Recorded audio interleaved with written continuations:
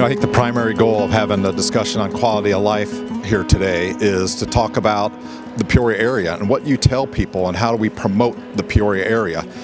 I think our job as ambassadors of the Peoria area is to get educated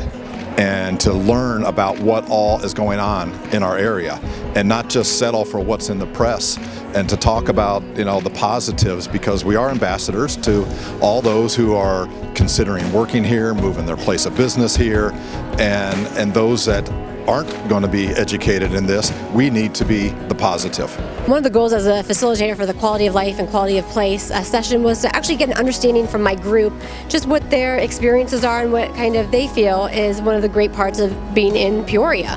And so I think it was great to see all the different feedbacks and the different aspects that they come from. Some people resided in the city center, others were from outlying communities, and they were able to express why they entered our city and what they use to advocate for our community. The most important thing that we discussed, I think, at our table regarding the quality of life and place is that we have everything we need here.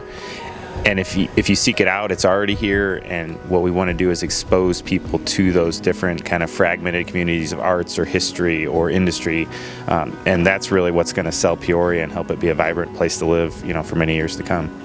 It's really important to understand quality of life and place because it impacts health drastically. How healthy a community is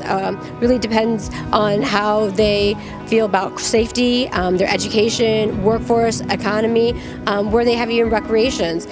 which all impact an individual's health. You can only be as an individual as healthy as your community is, and quality of place really dictates a lot of that. So the most valuable part about an event like this, I think, is just the energy you get, but also the unique perspectives. We've got people in the room that I've never been in a room with,